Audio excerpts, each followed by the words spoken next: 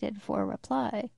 "Well, I don't know," said Mrs. Greystock. "It is generally considered that young ladies are more reticent about such things. She has blurted it out and boasted about it at once." "I thought girls always told of their engagements," said Frank, "and I can't for the life of me see that there was any boasting in it." Then he was silent for a moment. "The truth is, we are, all of us, treating Lucy very badly." "I cannot say that I see it," said his mother. "We ought to have had her here." "For how long, Frank?" "For as long as a home was needed by her."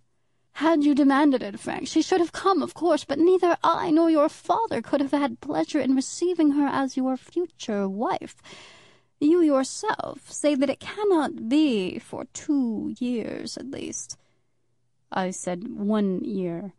"I think, Frank, you said 2. And we all know that such a marriage would be ruinous to you. How could we make her welcome?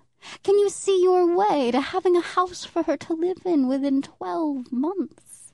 "Why not a house? I could have a house tomorrow." "Such a house as would suit you in your position. And, Frank, would it be a kindness to marry her and then let her find that you were in debt?"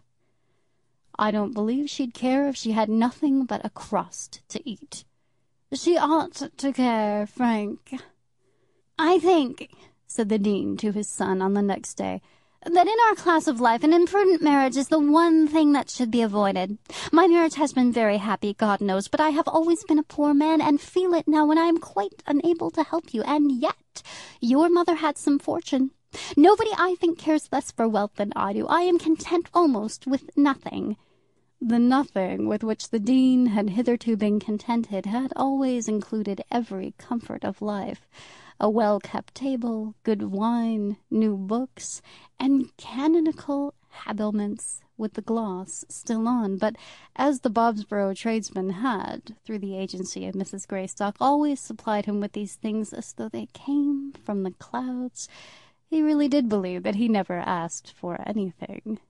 "I am content almost with nothing, but I do feel that marriage cannot be adopted as the ordinary form of life by men in our class as it can by the rich or the poor.